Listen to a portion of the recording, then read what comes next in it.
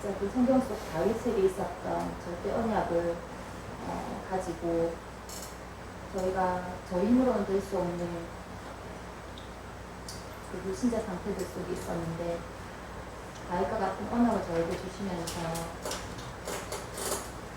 저희들이 진짜 감사함에서 우러나오는 다윗과 같은 찬양을 할 수 있는 자들이 될 수 있도록 하는 성령으로 인도하여 주십시오. 오늘도 문제 사건 가운데 우리가 있을 수 있지만 그 문제나 사건들 속에서 하나님께서 저에게 깨닫고자 하신 하나님 계획을 발견할 수 있도록 하나님 성령으로 인도해 주셨고 진짜 그 언약을 가지고 감사하며 찬양할 수 있도록 오늘도 하나님 세우시는 목사님 통해서 저에게 말씀으로 역사해 주십시오. 모든 말씀을 주 예수 그리스도의 이름으로 기도드렸습니다. 아멘. 네. 제가 항상 이래 기도시키는 분들 대부분 뭐 정해져 있죠. 특별히 이제 새신자 또 새신자 가운데서 인도받으신 분들 위주로 기도를 시키는데 결국 여러분 개인이 뭐 누군가가 시켜서 또 대표 기도하는 부분들은 어디서 나오냐면 평상시 때 내가 하는 기도에서 나와요. 그게 이제 여러분 개인에게 대해지는 게 결국 최고의 신앙생활이에요. 오늘 이 예배 전에 제가 대학생들한테 모아가지고 예배 드리고 또 흩어진 대학생들한테 이 영상을 보내주거든. 그러니까 우리 새신자 1호한테 지금 2주째 기도시켰는데 1호가 기도 다 하고 끝날 때 예수님 이름으로 비나이다. 근데 참 그 모습이 예를 들면 뭐 제가 김명령 집사님한테 기도시켰는데 김명령 집사님이 예수님 이름으로 비나이다 해보면 우리 참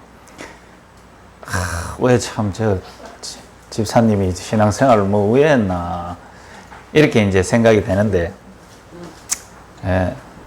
1호 기도하는데 비나이다 하는데 하나도 좀 안 어색하고 자가 하나님 앞에 뭐 기도할 수 있게 되는 비나이다 하든지 뭐라 하든지 기도할 수 있게 된 신분 회복했다는 사실을 본인이 알아보면 이제 뒤집어지는 거거든. 여러분들이 현장에서 진짜 좀 우리가 뭔가를 많이 하고 대단한 일을 많이 하는 게 중요한 게 아닙니다. 본질적인 거를 사실적으로 누리면 돼요. 민주 왔나? 아니네. 민주 온다고 좀 시간을 조금 지체를 했는데 좀 걸리네. 또 앞에 놓친 것들은 영상으로 보겠죠. 시편 22편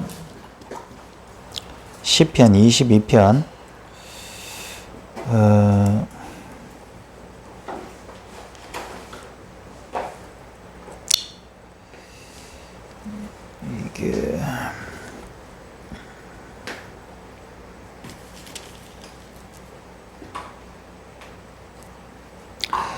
22편 3절, 4절, 5절 우리 합독합니다. 시편 22편 3절, 4절, 5절 같이 읽습니다. 시작. 이스라엘의 찬송 중에 계시는 주여 주는 거룩하시니이다.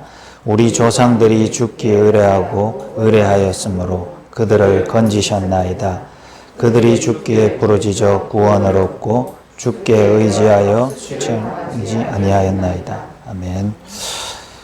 예, 이번 주가 우리 찬양에 대해서 말씀을 주셨어요.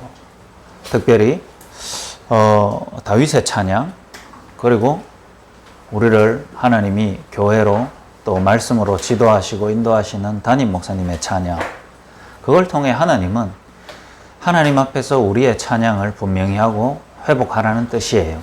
왜 그러냐? 오늘 성경 읽었듯이 하나님은 찬송 중에 거하신다. 누구? 여러분 찬양할 때 하나님이 여러분과 함께 하는 게 아니고 원래 함께 하거든요. 원래 함께 하는데 찬양할 때 나와 함께 하신 하나님을 실제로 누린다는 거죠. 이해가 되죠? 찬양 안 해도 하나님 여러분과 함께 하는데 우리가 놓치고 살잖아요. 그러니 현실과 삶과 문제와 사건 속에 또 응답 속에서도 하나님을 찬양하세요. 왜? 인간의 창조 목적이 하나님을 영화롭게 하는 거예요. 하나님께 영광 돌리고 하나님을 찬양하기 위하여 창조한 게 우리 인간이기 때문에 우리가 찬양할 때 하나님 실제로 함께 하심 누립니다. 그래서 4절, 5절에 보면 이 믿음의 선진들이 뭐 했냐면 힘들 때 하나님께 의뢰하고 어려울 때 하나님께 의뢰하고 그걸 통해 이스라엘 민족이 하나님과 실제로 함께함을 누렸다는 거거든요. 그러니 다윗의 찬양이 다가 아니고 결국 우리가 회복해야 될 실제적인 찬양의 축복을 여러분 가지라는 것입니다. 그래서 찬양을 여러분 오해하지 말고 찬송가 부르는 게 찬양, 우리 렘넌트 노래 부르는 게 찬양 아닙니다. 찬양은 결국요 기도와 똑같아요. 기도의 조건이 뭐죠? 하나님 우리와 함께 하지 않고는 하나님께 기도할 수 없는 거거든요. 그럼 찬양도 똑같습니다. 어찌 불신자가 하나님을 찬양할 수 있겠어요? 찬양곡을 불신자 가수한테 주고 찬양하라면 똑같이 찬양하고 우리보다 훨씬 더 찬양합니다. 그렇지만 중요한 거는 그들과 하나님이 함께 안 계신단 말이에요. 하나님이 그 찬양을 받지 않아요. 누가 듣죠? 사람 귀에 듣는단 말이에요. 여러분 음정박자 틀리고 여러분이 완전 음치라도 여러분은 찬양할 수 있어요. 왜 그러냐? 여러분의 찬양을 하나님이 듣거든요. 자, 이제 개강했습니다. 학교에 많은 학생들이 들어오기도 하고 또 비대면이라서 학교에 많이 없는데 어제는 그래도요 오랜만에 영남대 밤에 요 주변을 돌아보니까 학생들 굉장히 많더라고. 술집들이 뭐 코로나 뭐 해도 술집마다 자리도 꽉 찼어요. 저는 어제 요 앞에 횟집에 가서 저녁을 먹었거든. 횟집도 그것도 원래 빨리 닫았는데 어제는 사람 꽉 찼더라고. 이게 왜 그러냐? 이 현장 지금 새롭게 시작되고 사람들 많이 오고 여러분도 그 흐름 속에 들어가 있죠. 하나님을 찬양하는 사람 아무도 없다는 사실을 여러분 깨달아야 돼요. 그래서 무슨 일이든지 개강을 하거나 새롭게 시작하거나 뭔 새로운 현장을 여러분이 갈 때 그 현장에서 제일 먼저 해야 될 일은 스케줄 빨리 잡지 말고 그 다음에 해야 되는 거 뭐 빨리 서두르지 말고 그 현장에서 하나님께 찬양하세요. 하나님께 기도하고 그러다 보면요 하나님의 모든 관심은 그 현장 속에 찬양이 절대 흘러나올 수 없는 메마른 사단이 장악하고 있는 현장에서 여러분의 찬양을 하나님이 집중하고 보고 있습니다. 특별히 여러분 회사 생활 또 여러분 많은 일들이 있죠. 특히 코로나 속에 현장은 기근 속에 있습니다. 다 죽어간다고 난리직입니다. 그 현장에서 하나님을 찬양해 보세요. 뭐 하나님 이 기근을 주신 이유가 정말로 이 현장에 복음 전해라고 하는 하나님의 계획이네요. 기근인 줄 알았는데 복음 받기 더 좋은 상황이라고 하나님 말씀 주셨으니 내가 이 기근에 빠지지 않고 하나님을 찬양합니다. 이럴 때요 하나님 기분이 어떻겠어요? 기근을 준 이유를 하나님은 알고 있는데 세상 사람들은 하나님을 원망하고 있어요. 그럴 때 야, 이 복음 가진 주의 자녀가 하나님의 그 마음을 알고 찬양을 탁 돌릴 때요 여러분요 그 메시아 찬양 그거 봤습니까? 그거 할렐루야 할 때 막 하나님이 어떻겠냐 이 말이에요. 그 정도 찬양은 필요 없고 우리에게 정말 하나님의 뜻을 알고 기도해 버릴 때 찬양할 때 하나님은요 너무 기쁘셔가지고 응답을 하시는 겁니다. 자, 찬양이나 기도가요 보통 사람들은 기쁠 때 하죠. 기쁠 때 합니다. 왜? 기쁘고 만족되고 하니까 감사도 된단 말이죠. 다시 말하면은 내 힘이나 내 능력이나 내 수준을 넘어서는 기쁨과 감사와 만족이 딱 올 때 우리는 은혜를 느낍니다. 그래서 여러분 자신을 한번 점검해 보시기 바래요. 지금 여러분의 일상 속에 하루에 잠시라도 기쁠 때 있잖아요. 기쁠 때 내가 찬양하는지 여러분 확인해 보세요. 그러면 여러분 인생 많은 게 보입니다. 아, 찬양 중에 거하시는 하나님이라 그랬는데 나는 이 기쁠 때조차도 내가 위주고 내가 뭔가를 했다고 생각하고 내가 이걸 이루었구나 이래서 자기 스스로 만족하고 있는지 아니면 기쁠 때 이 기쁨과 이 응답이 하나님께로부터 왔구나라고 기도하고 찬양할 수 있는지 여러분 상태를 한번 점검해 보세요. 의외로 있잖아요. 사람이 기쁠 때 하나님을 많이 놓칩니다. 맞죠? 하나님께 감사하거나 이런 게 잘 없습니다. 반대로 슬플 때 우리 이런 일이 얼마나 많습니까? 여기 오는 여러분들이 이 슬플 때가 좀 더 많다. 여러분 현장에 좀 힘들겠죠?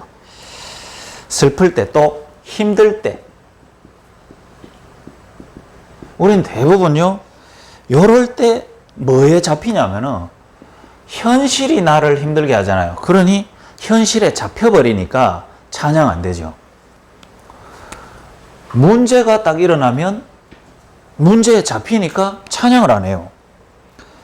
다시 말하면 하나님은요 나의 기쁨, 나의 응답도 하나님이 주관하셨고 나의 슬픔과 내 현실의 어려움도 하나님이 알고 계시거든요.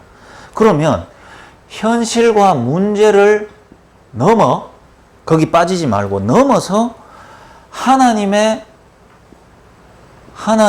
계획이 보이지 않는 내 상태니까 찬양이 안 되는 거예요. 그래서 찬양을 안 하고 있는 게 문제가 아니라 찬양을 할 수 없는 상태로 내가 문제 속에 빠져 있는 게 문제단 말이에요. 그럼 자, 우리의 삶 속에 우리의 감정이 아무렇지도 않지는 않을 거 아니에요. 기쁘거나 슬프거나 여러분의 상태가 힘이 나거나 힘이 들거나 그렇지 아무렇지도 않을 수는 없잖아요. 다시 말하면 이게 24시거든요. 여러분의 생각 상태, 여러분의 마음 상태, 여러분의 현실 상태, 영적 상태 이거를 다 모아보면 하루 24시간이 된다 이 말이에요. 그러면 여러분 다시 한번 점검해 보세요. 24시 속에 기쁠 때가 분명히 있는데 기쁠 때도 찬양이 안 돼. 기쁜 거에 잡혀가지고 내가 주인 돼 있어. 그 다음에 24시 중에 슬픈 감정이 많거든요. 슬플 때는 또 문제 때문에 사건 때문에 거기 빠져가지고 찬양이 안 돼. 그럼 어떻게 되죠? 24시 찬양 안 된다 이 말이에요. 24시 찬양 안 되는 채로 세월이 자꾸 흘러가다 보면은 이제 문제가 생기는 거죠. 그래서 내가 보니까 뭐 이번 주에 대학생 한 명이 저 미션홈 나오게 됐어요. 그러니까 왜 나오게 됐냐 하니까 좀 사역자가 나가가 좀 정신 차리고 오라고 했다 하더라고요. 그 대학생이 미션홈에서 막 나쁜 짓을 하고 틀린 짓을 하고 그래 안 해서 그러면 왜 착한 안돼? 오히려 그런 거 더 안 하고 가만히 있는 게 더 문제거든. 왜? 아는 기쁜 것 같은데 찬양 안 해. 애는 뭔가 좀 현실이 답답하고 문제가 있을 것 같은데도 찬양 안 해. 찬양 안 하고 미션홈 생활 한 지 오래되다 보니까 사역자가 뭘 바꾸려고 합니까? 너의 24시. 여기 들어온다. 요아 있다 거기. 이쪽. 이거를 말하는 거예요. 여러분 보고. 그래서 여러분이 오늘 이 메시지를 딱 듣고요. 뭐를 진짜로 봐버리면 되냐면 야 하나님이 이번 주 강단을 통해 지금 뭐 찬양을 하냐 안 하냐가 문제가 아니고 하나님이 내 상태를 보게 하고 정말 내 24시가 하나님을 찬양하는 최고의 축복의 상태가 되도록 하나님 나를 바꾸려고 하시는구나 이렇게 깨달으면 돼요.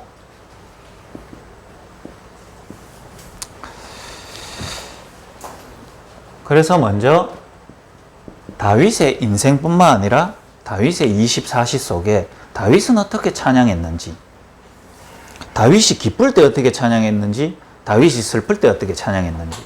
그렇게 보면 다윗의 삶하고 내하고 그래 차이는 없어요. 나도 기쁜 일이 있고 슬픈 일이 있고 다윗에게도 기쁜 일이 있고 슬픈 일이 있었는데 왜 다윗은 24시 하나님을 찬양하는 상태가 됐냐? 그럼 나도 빨리 그 답을 가져야 되겠다. 이러면 돼요. 다윗은요 가정 문제가 있었어요. 그 속에 가정 문제가 있는데 본인이 뭐 영향 안 받으면 되는데 자 가정 속에 조금 다윗은 인정을 받지 못했어요. 어린 시절부터 사람들이 자기를 인정해주고 자기를 믿어주고 신뢰를 많이 받아왔던 아이하고 조금 인정을 못 받고 조금 이제 버려지는 그런 거를 체험한 아이하고 다르거든요. 전혀 달라요. 그러다 보니까 인정받을 수 없는 그런 막내인 것도 문제고, 그러다 보니까 어릴 때부터 외로움 속에 혼자 있는 시간이 많게 됐어요. 그리고 조금 그 인정받을 수 있는 실력 이런 것들이 좀 부족했는 것 같아요. 그러다 보니까 그 이스라엘 어떻게 보면 전쟁이 가장 중요하고 군인이 가장 중요한 그 시기에 형들은 다 군인으로 복무할 때 아버지가 일부러 얘만 빼가지고 양치기를 시켰어요. 그게 본인에게는 굉장히 어려울 수가 있거든요. 그리고 한번 봐보세요. 사무엘이 이새의 집에 이제 왕을 세우려고 하나님의 명령을 받아서 이새의 집에 왔을 때 아버지가 어떻게 한 줄 압니까? 아버지가 형들은 빨리 전장터에서 다 오라 하고 다윗은 부르지도 않아요. 다시 말하면 이거는 아예 그 말도 안 되는 소리고, 형들 중에 싸움 잘하고 멋있는 놈 중에 야, 왕 세워준다 하니까 형들 보고 빨리 들어오라는 거죠. 막내 아들 다윗은 부르지도 않아. 왜? 저거는 우리 집에 양을 계속 쳐야 되니까. 안 그래요? 예를 들면 우리 강순옥 권사님 마음속에 깊이 있는 상처가 뭡니까? 동생들은 다 중학교 보내주고 나는 큰딸이라고 나물 캐게 만들어가지고 동생들 학교 교복 입고 갈 때 산에서 나물 캐면서 받았던 그 상처 평생 와쁘거든. 그러니까 이런 게 이게 작은 게 아니다 이 말이에요. 이 외톨이 되고 어려운 가운데 있었던 거죠. 자, 이런 부분은 좀 슬프겠죠? 답답하겠죠? 애 보고 괜찮다 이겨내라, 그 아이가 쉽지 않거든요. 어릴 때 성장해가면서 그 아이에게 왔는 상처가 그 사람의 인격이 되고 그 사람의 성품이 되고 평생을 영향 미치는데 누가 그렇게 되고 싶어 되냐 말이에요. 아한테 니 그렇게 생각하지 말고 똑바로 해라, 그럴 힘이 없어요. 그러니 이런 환경 속에 다윗도 그 영향을 그대로 받아봤단 말이에요. 그렇지만 다윗은요, 여기에서 뭐 했습니까? 찬양했어요. 뭔 찬양인 줄 압니까? 여러분 집에 가서 한번 읽어보세요. 시편 27편 10절 한번 읽어보세요. 이런 고백을 해보세요. 뭔 고백을 했냐? 내 부모는 나를 버릴지라도 여호와는 나를 버리지 않는다. 우리 랩런트 중에 이 고백할 수 있는 사람이 있습니까? 그러면요, 다윗 보면서 나의 찬양을 회복할 수 있어요. 그러니까 우리 다윗 대단하다 이게 아니죠. 다윗 하나님 보여주면서 나도 얼마든지 회복할 수 있다는 거예요. 다시 말하면 여러분은 항상 가정 배경 속에, 성장 배경 속에 우리에게 제일 근원적으로 오는 부분이니까 상처가 딱 자리 잡고 있어요. 예를 들면 우리 지원이 딱 보면요, 딱 뭐가 보이냐? 부모님 딱 보이거든. 어쩔 수 없죠. 요 아이 딱 보면 누가 보이냐? 이상록 장로님 딱 보이거든. 거기다가 또 어떤 부분에 보면 김은혜 권사님 딱 보여. 준여의 자 보세요. 준여의 밥 보면 엄마 그리라 해도 그래 봅니다. 준여의만 보고. 그럼 똑같이 엄마 모습 똑같이 나요. 똑같아 이게. 왜 그러냐? 그게 엄청 큰 영향을 미친단 말이에요. 상처. 그러다 보니까 상처 속에 빠져가지고 우리가요, 원망했던 것이 우리의 과거. 여러분 그렇지 않은 사람 있습니까? 저는 완전히 그랬거든요. 그런 가운데 저는 다윗 것 같은 찬양을 못하고 있잖아요. 하나님이 나를 지키시기 때문에 우리 부모의 입장과 환경과 내 가정이 어떻든지 간에 내 인생은 하나님이 지키는 거지 우리 부모가 내 인생 전체 다를 영향 미치는 거 아니다. 이럴 뿐 내가 넘어서는데 저는 이런 고백할 수 없었거든. 이런 찬양을 못했어요. 그래 나는 뭐에 빠져 있었냐? 원망, 불평, 비교의식, 피해의식. 다른 집 엄마는, 다른 집 아빠는 안 그러던데 나만 왜 이렇노? 이런 거 있잖아요. 내보다도 분명히 더 못한 집도 있고요. 이혼해가지고 갈라선 집도 많은데 그런 거 보면 감사도 해야 되는데 그런 게 내게는 안 되는 상태잖아요. 지금 내 현실이 제일 답답하고 내 조건과 내 환경이 가장 원망스럽다 보니까 상처 속에 빠져버리죠. 그 다윗은 이 찬양으로 이 현실을 넘어서서 하나님과 교제하는 비밀을 누렸단 말이에요. 외로움 속에서 이상한 것들이 중독으로 집착으로 안 가고 시편 23편이라는 찬양을 해버렸단 말이에요. 자, 외로움 속에 그 빈자리에 저 같은 경우는 다른 게 들어갔거든요. 음란이 들어가 버리고 도벽이 들어가 버리고 폭력이 들어가 버리고 세상의 악한 세상 문화가 내 빈자리에 다 들어가 버렸어요. 그게 나의 어린 시절이에요. 청소년 시절이에요. 내만 그렇습니까? 여러분 개인들도. 하나님 모르고 하나님이 실제로 내게 답이 안 된 상황 속에 여러분의 성장 배경, 가정 배경 속에 여러분 속에 뭐가 들어갔습니까? 그게 오늘날도 여러분의 발목을 잡는 게 되거든요. 이게 들어가 버려야 되는데. 부모는 나를 버려도 하나님이 나를 지키시는데 그 하나님이 나의 목자. 그 하나님이 나의 반석. 그 하나님이 나의 원수로부터 나를 지키는 지팡이와 막대기. 이래 돼 버렸단 말이에요. 그 비밀을 여러분 찾으면 돼요. 그게 결론입니다. 어떻게 여기에 안 빠지고 다윗은 넘어섰냐? 다윗에게 어느 날 알게 된 게 있어요. 외로움 가운데 있다 보니까 인정 못 받고 막내로 실력 없이 양치고 있는 그 시간을 통해서 또 반대로요. 제 개인이 상처 속에 원망 불평 속에 빠져 있다가 어느 날 하나님의 은혜로 내 인생의 가장 중요한 것을 알게 되는 기회를 얻는 거죠.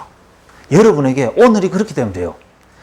아직도 여러분의 상처 속에 원망 속에 빠져 있다면 여러분이 오늘 가장 중요한 것이 부딪혀지는 시간 되면 되고 외로움 때문에 홀로 있게 된 걸 통해 가장 중요한 것을 알아버리면 여러분 축복이에요. 그게 뭐냐? 하나님이 여러분에게 해주는 음성을 들으면 돼요. 그게 뭐죠? 하나님은 지금도 나와 함께 하기를 원한다는 얘기.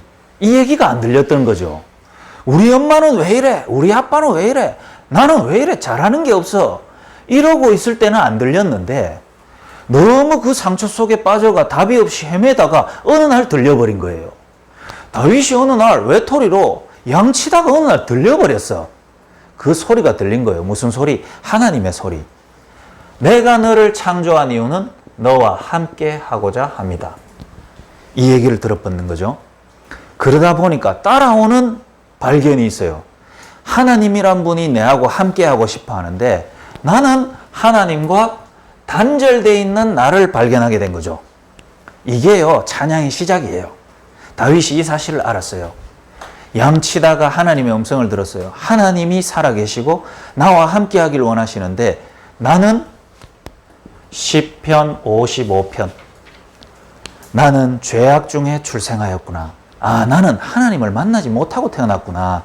그래서 지금 형들처럼 군인으로 빨리 진급하고 성공하고 인정받는 게 중요한 게 아니라 하나님을 떠난 내 상태 속에 태어난 내가 문제구나.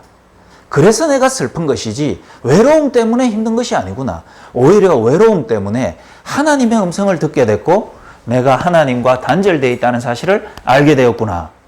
이거예요. 제가요, 어느 날 언제 우리 가정을 넘었는 줄 압니까? 언제 우리 부모님을 넘었는 줄 압니까? 언제 우리 가문에 내려오는 이 저주 속에 내가 언제 빠져나온 줄 알아요? 그거 빠져나오려고 내가 공부까지 열심히 했잖아요. 가방끈 짧은 가정에서 이렇게 힘들구나. 내 나름대로 상처 속에, 원망 속에. 그럼 가방끈이 길어야 되겠구나. 가방끈 완전히 길가 붙잖아요, 내가. 근데도 못 빠져나와, 상처 속에. 그렇죠. 언제 빠져나온 줄 알아요? 내가 우리 가정이 어려워서 힘든 게 아니라 하나님의 음성을 듣지 못했는 거예요. 하나님이 나와 함께 하고 싶은데 내가 모태신앙으로 태어났지만 하나님 떠나서 태어나는구나. 이게 내 인생의 근본 문제고 가장 중요한 것을 알게 하셨구나. 그래서 이 단절된 그 사이에 사단이 나를 잡고 있고 단절된 속에 내게 하나님 떠난 죄가 들어왔고 그래서 따라오는 저주 속에 우리 가정이 놓여 있다는 사실은 내가 보지 못하고 현실 속에 어려워하고 있었구나. 그래서 내가 현실에 빠져 있었구나. 이거 알게 된 순간 있잖아요. 우리 집 하나도 안 바뀌었어요. 우리 경제 하나도 안 바뀌었다니까. 우리 아버지 어머니가 갑자기 박사학위 따지 않았다니까. 그런데요, 내가요, 그 현실 속에 빠져나와 보니 최고 축복의 가정이었다는 걸 알게 돼요. 오늘 저희 친할아버지가 전화 왔어요. 친할아버지 이제 거의 100살을 다 돼 가시는 분이다. 할아버지가 전화 와가지고 전화 탁 받자마자 하시는 말씀이 신목사님 신목사님 방금 신목사님 설교를 지금 10몇 번을 듣고 나서 전화를 드립니다 하면서 우리 할아버지가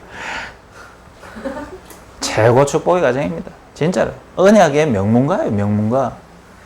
어디 지금 100세 다 돼 가시는 할아버지가 그 손자한테 목사님 설교 사도행전 1장 14절 들으면서 너무 감사해가지고 전화 드린다 하면서 그래서 뭔 말씀하시냐.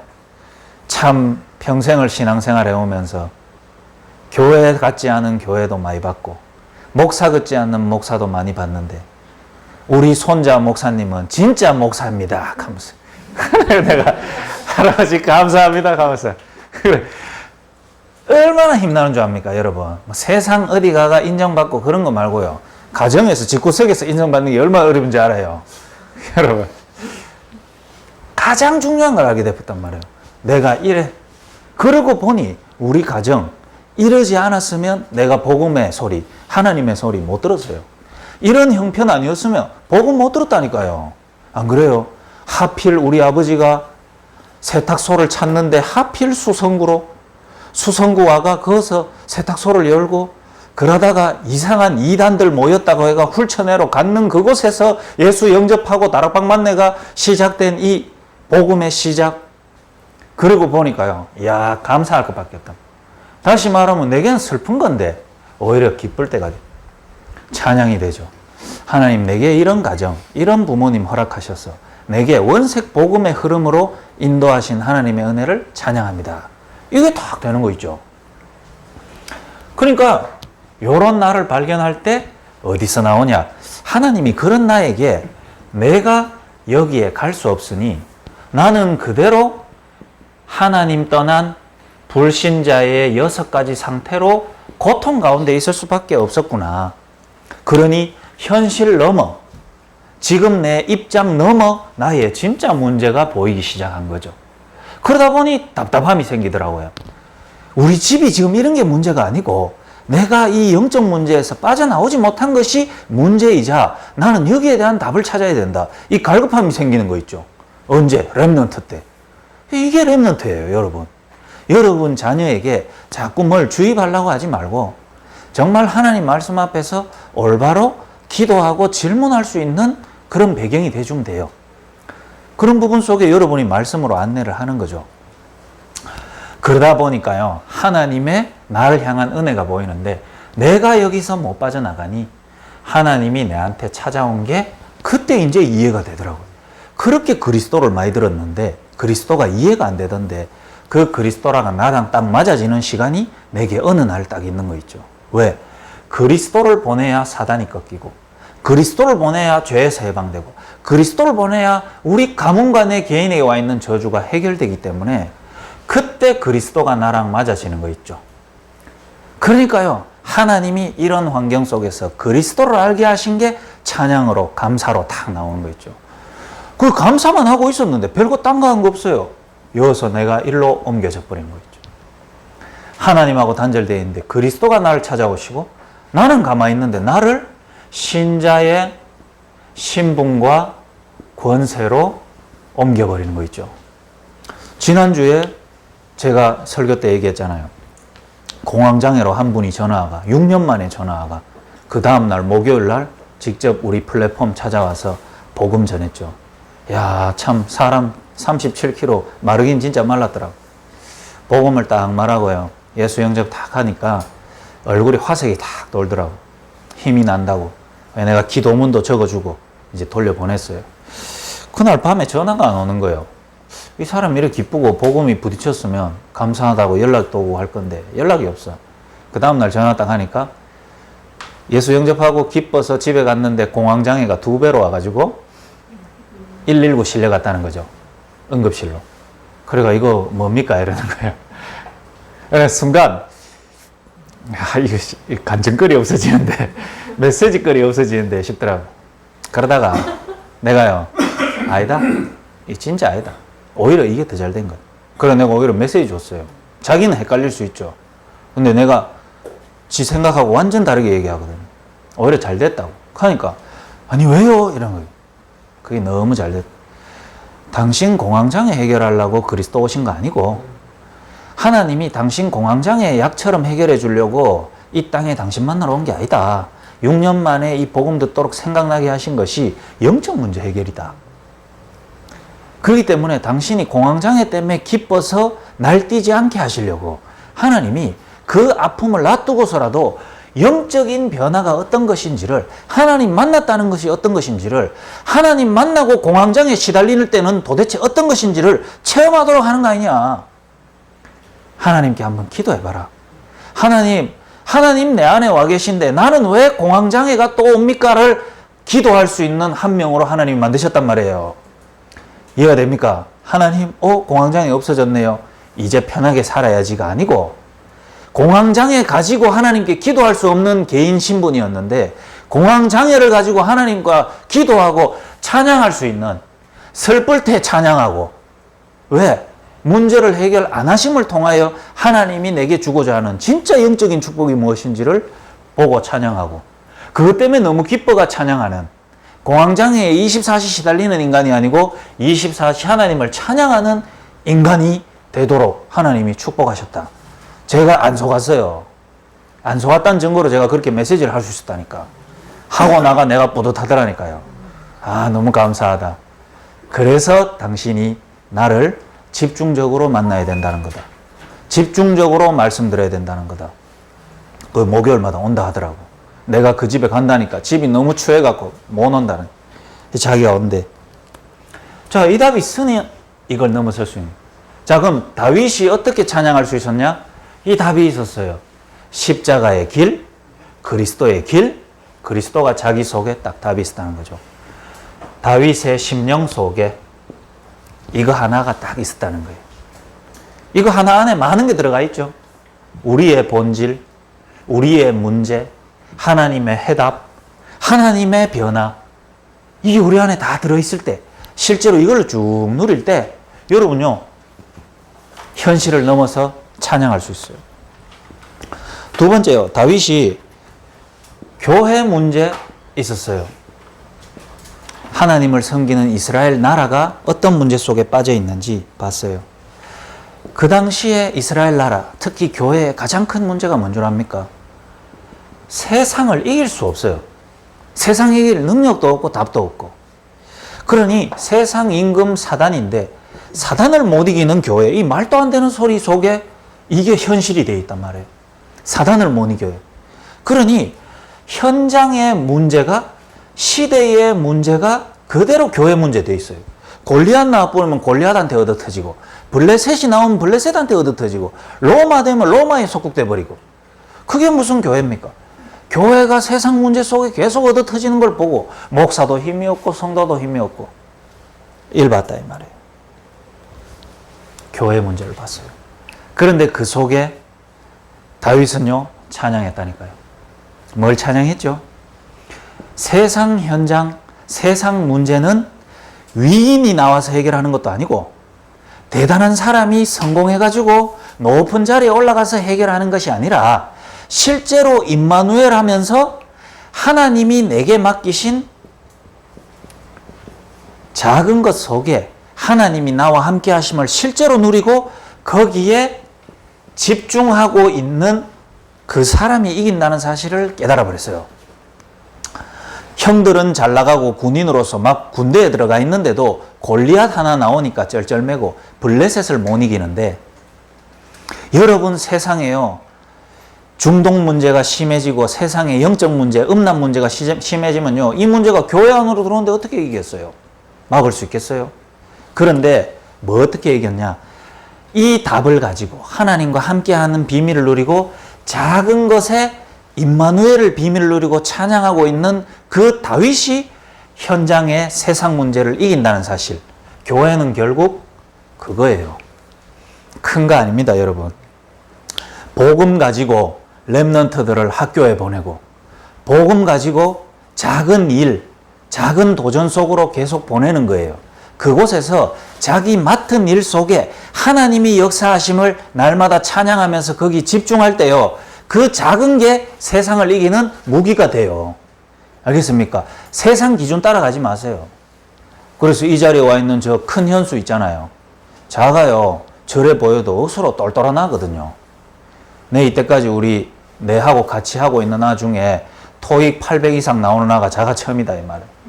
자가 미션홈 따고 와가 제일 먼저 한 일, 토익 문제 풀어보면서 잘 모르는 거 내한테 물어보더라고. 그런 일이 내 미션홈 생활 속에 처음 있었는 일이야.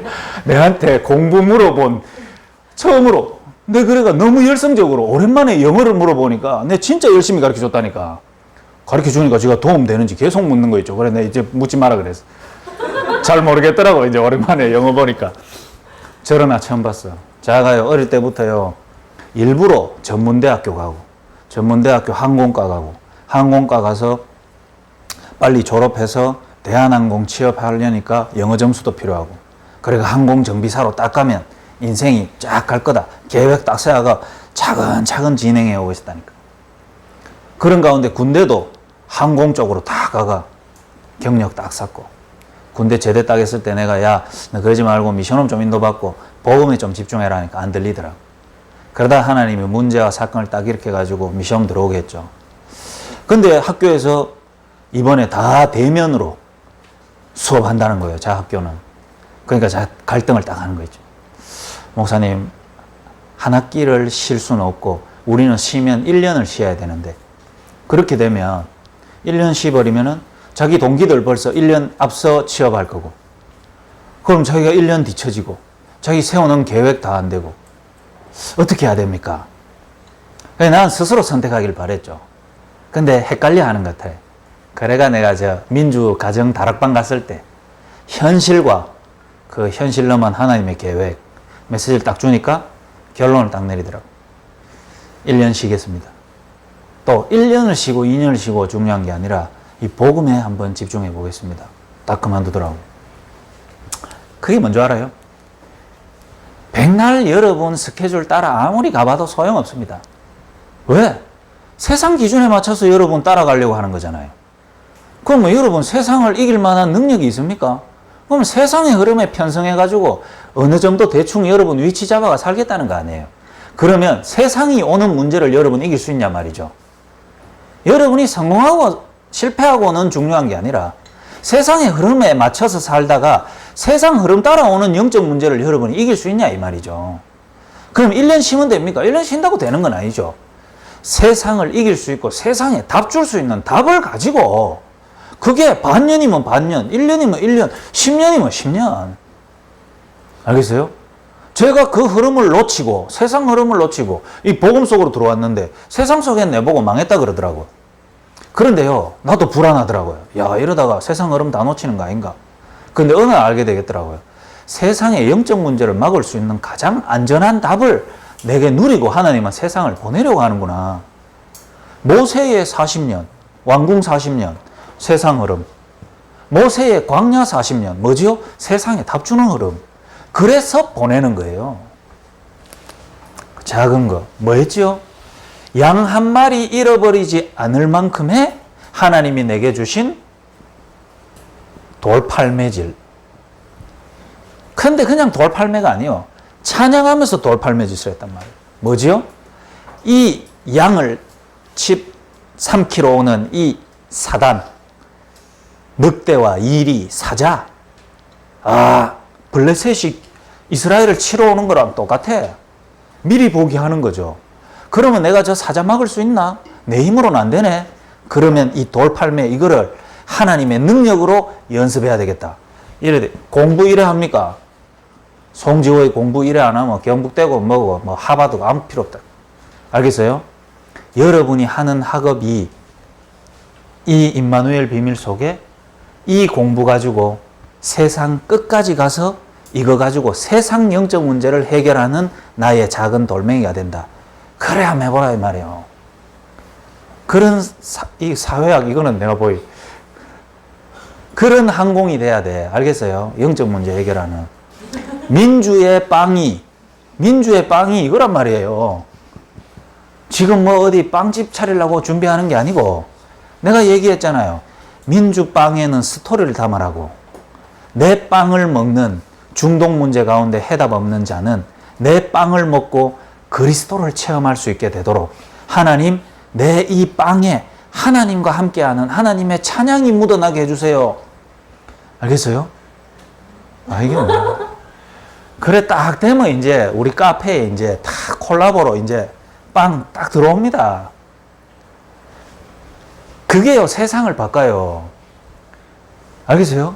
여러분 누가 어려운 가운데 중독 가운데 힘들어 하다가 진짜 이 빵을 통해 중독 문제 있는 사람을 살리고자 기도하면서 찬양하는 사람이 세상에 어디 있어요? 그걸 두고 여러분 개인이 조금만 기도해보면 하나님은요 하늘과 땅의 모든 비밀을 여러분에게 갖다 주는 거예요. 이거 돼야 돼요. 여러분은 뭐냐? 교회 생활하면서도 보는 눈이 없어서 교회에 치이고 교회에 끌리고 교회에 눌리고 이러는 거예요. 여러분이 언제 참된 교회를 보게 되고 다윗처럼 교회 축복을 진짜로 누리냐? 바로요. 율법주의에 찌들어서 답 없는 교회를 여러분 눈 열고 딱 볼 때 우리 교회 정말 좋은 교회구나.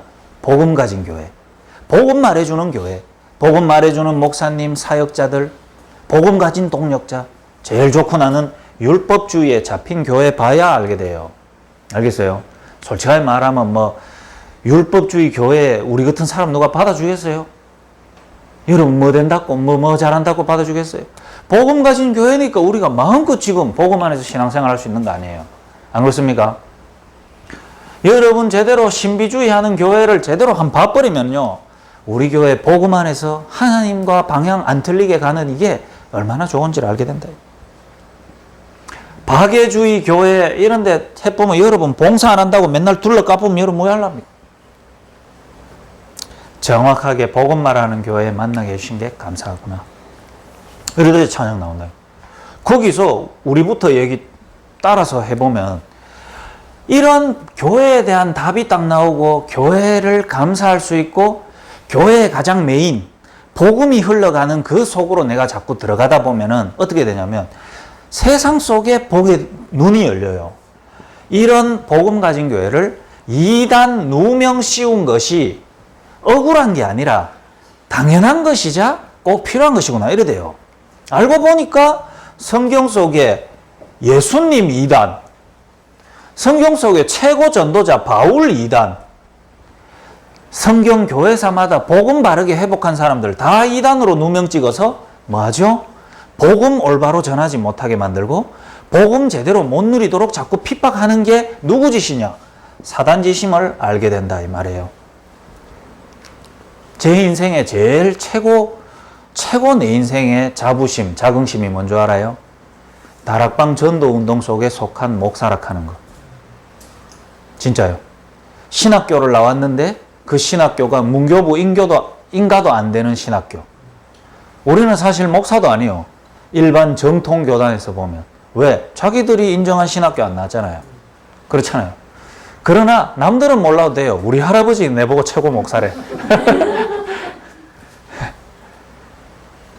총신대 나오고 뭐 다 나와도요. 집구석에서는 네가 목사가 이렇게 하는 사람도 많은데 목사는요. 사실 교단이 만드는 것 같지만 목사는 양들이 만드는 게 목사예요. 저분을 통해 내가 복음 받고 저분을 통해 하나님을 만나게 되고 저분을 통해 하나님의 말씀을 양육받는 이게 진짜 목사와 양의 관계지 뭐 자격증 내려준다고 목사 됩니까? 안 그래요? 이단 누명 이게 보이기 시작한다니까요. 최근 어느 날 이단 누명 쓴 게 찬양이 나와버려요. 감사해요. 다시 한번 된다 하더라도 이 흐름을 타고 싶어. 이래 돼요. 그러니까 다윗이 뭐가 딱 되냐면요. 개인 답이 있지요. 교회와 세상을 보는 눈 딱 있으니까 뭐가 되냐면 이제 나의 복음이 실제로 개인에게 구체화되어 가는 시간이 나와요. 왜? 세상을 이길 답을 준비하고 있죠. 그 다음에 하나님 나와 함께 하시죠. 그 속에 작은 것인데 하나님의 계획을 알고 집중하고 있으니까 이제 나의 복음에 이제 시간표가 딱 확인된다. 그럴 때 뭐합니까? 사무엘상 16장 1절에서 18절까지. 그 시대의 최고의 목사 사무엘이 찾아와서 기름을 부어본다 이 말이죠. 기름 부을 때 어떻게 됩니까? 임마누엘 누리고 중요한 것을 작게 하고 있었는데 다른 애가 돼버려요. 이런 걸 여러분 체험해야 돼요. 복음 제대로 체험되고 성령이 역사하는 걸 체험하잖아요. 내가 좀 다르네? 이래 됩니다. 옛날에 내 널리 쪼잔했는데 바뀌었네? 이래 한번 여러분 이래 까디비지는 조 목사님 말로 한번 이 까디비고 근본적으로 한번 뒤집어지는 이게요. 나의 복음이 구체화 딱 돼버리면 확신도 생기고 사람이 좀 달라져 버려요. 예를 들면 요아이 주고 인간이 좀 달라졌네. 이게 행동 달라진 게 아니고 뭔가 이게 딱 바뀌는 때가 있다니까요. 그게 뭡니까? 그날 이후로 다윗이 하나님의 영에 충만하더라. 이게요. 딱 돼버려요. 민주 지금은요 갈팡질팡하죠. 지금은 좀 헷갈리기도 하고 또 어렵기도 하고 이렇죠. 이렇게 딱 가면 돼요.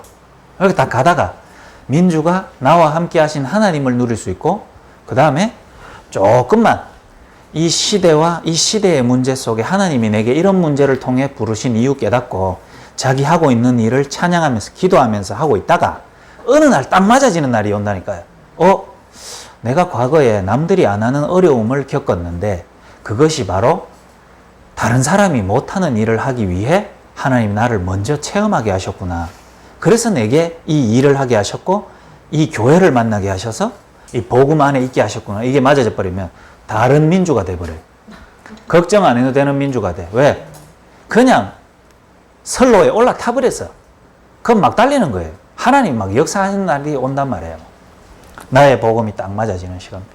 그때부터 다윗을 막지를 못해요. 골리앗이 나오면 골리앗이 그냥 무너져 버려. 블레셋 못 막아. 아무것도 못 막아. 하나님 계획을 이룰 때까지는 어느 누구도 막을 수 없어요. 여러분이 이렇게 딱 가다 보면요. 하나님이 여러분에 대해서 갖고 계신 시대의 계획들이 이제 시작되게 합니다. 그러면 이 길을 따라 이제 가는데 어떻게 되냐? 계속 증거만 오냐? 아닙니다. 이제는 문제와 사건들이 막 오기 시작해요. 민주가 이제 답을 딱 내고 하나님의 계획 속으로 미션 속으로 가게 되면 그때부터요. 문제와 사건이 막 올 수 있어요. 그러나 그 문제 사건은 다윗을 삼키지 못한다. 어떤 누구도 삼키지 못해요. 왜 그러냐? 오히려 위기가 올 수도 있고 어려움이 올 수도 있는데 그 모든 것이 기회가 돼버린다 이 말이에요.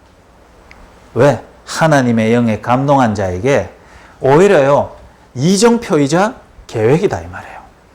그러면 여러분도 자 복음 받고 복음 안에서 구원받았다는 사실을 이제 누려지다 보니까 교회가 보이죠.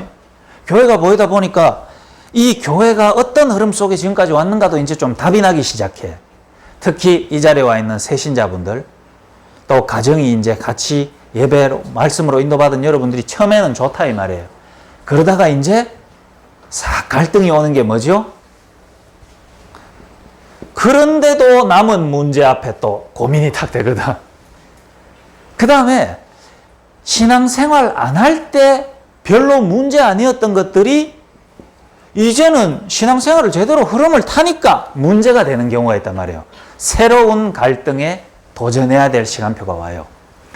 불신자로 살 때는 이런 고민 안 하고 살았는데 오히려 복음 깨닫고 올바른 흐름 타고 가다 보니 새로운 문제가 일어나거든. 맞죠? 옛날에는 남편하고 휴일 때 평상시에 24시 싸우다가 휴일 때 놀러가가 여행 한번 하고 수영복 한 입고 등짝 한번 서로 보여주고 맛있는 거 먹고 오면 화해했다가 또 364일을 싸워야 되거든. 그런데 이제 복음을 딱 받고 이제 남편 문제도 알게 되고 내가 복음서로 쭉 들어가니까 왜 됩니까? 평상시에 안 싸우게 되거든. 왜? 저게 영적 문제인데 뭐. 일하다가 이제는 놀러 가는 날 집중훈련 가야 내가 싸운다 이 말이야.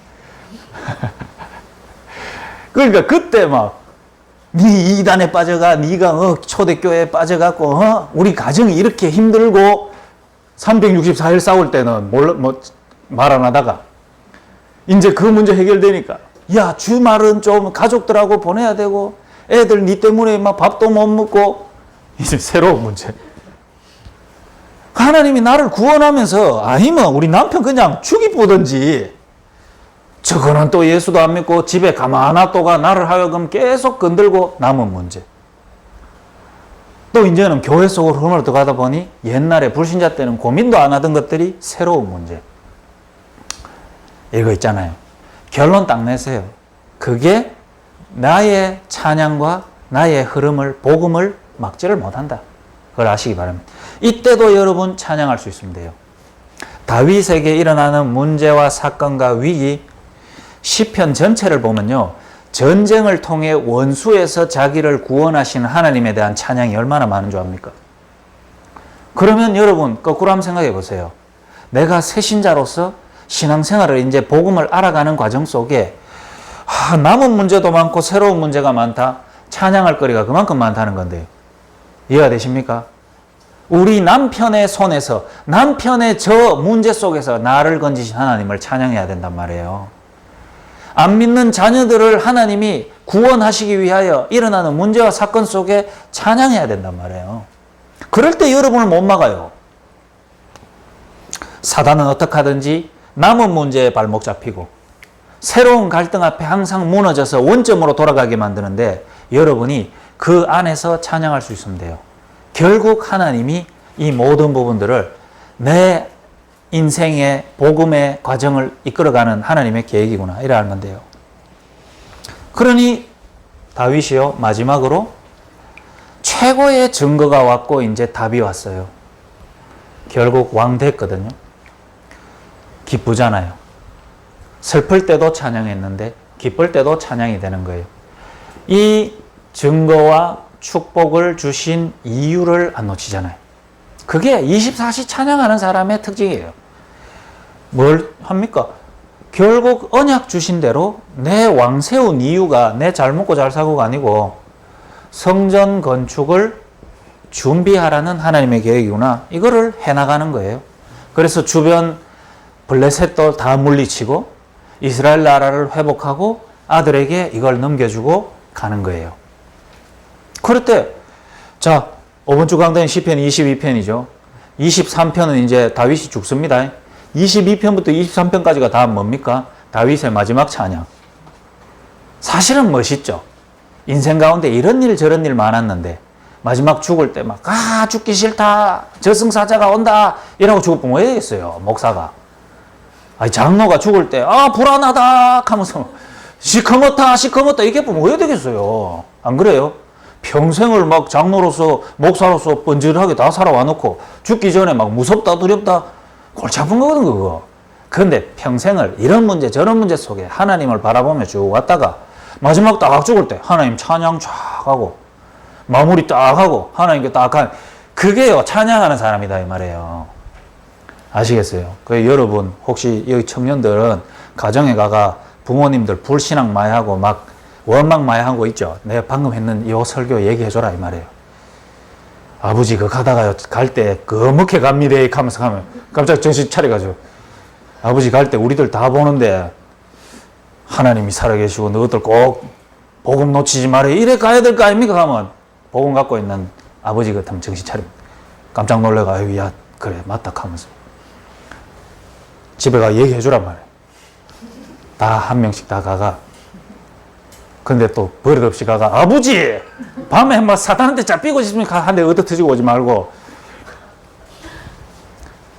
그러면 내 개인에게 아직 여러분에게 이미 다 받았는데 하나님이 여러분에게 반드시요 증거 주십니다.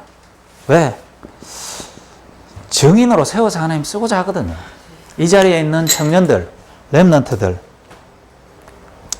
어떻게 한 줄 압니까? 결국요 여러분의 남은 문제 새로운 문제가 있죠. 그게 바로 복음 증거에 여러분을 전도자로 세우는 많은 사연들이 될 겁니다. 간증거리 될 거예요. 그래서 절대 악을 악으로 갚지 말고, 또 여러분 인본주의 쓰지 말고 있잖아요. 그 안에서 하나님을 찬양하는 내 상태를 가지세요. 지금 제가 한 현장에, 그 현장에 이제 말씀 운동하면서 여러 가지 좀 현실적인 어려움이 있는 데가 있거든. 내가 다 아는 얘기 못 하지만. 그러다 보니까 그 개인이 그 문제에 빠져버리는 거예요. 그 문제 아닌데. 자가 어떠니 저떠니 중요한 거 아니거든요. 본인이 그 현장 속에서 찬양하면 돼요. 뭐요? 이런 곳에서 나를 구원하신 하나님. 이런 문제와 사건을 통해 하나님을 찬양할 수 있는 나. 이래 되면요, 가만 놔두면 된다니까요. 왜? 그게 다 나의 전도자의 인생 스토리 속의 간증거리요. 악한 자는 하나님이 알아서 처단하고, 악한 자 아니고 하나님 계획 속에 있는 자인데 하나님이 이 사건을 통해 박가가 나로 하여금 제자 만들게 되는 기회가 된다 이 말이에요. 그래서 제가 메시지 딱 주니까 이분이 알아차리더라고. 그 다음에 어떤 증인인 줄 압니까? 문제와 사건, 새로운 문제 앞에 오히려 말씀 운동할 수 있는 사역자로 나를 바꾸는. 어디든 여러분이 증인이 되어 있다니까요. 그러니요, 증거 생겨도 응답해도 교만 안 하고 하나님께 찬양할 수 있는 사람이 된다 이 말이에요. 그 다음에 여러분이 한 지역과 한 가문의 문화를 바꿀 수 있는 사람으로 하나님 바꿔가는 증인이란 말이죠. 자, 오늘 여러분 더 사실 얘기할 것도 없어요.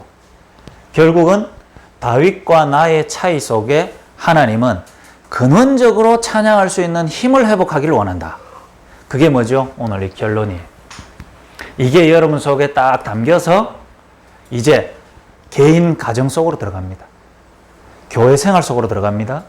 세상 속으로 들어갑니다. 남은 문제, 새로운 갈등 속으로 들어갑니다. 뭐 갖고요?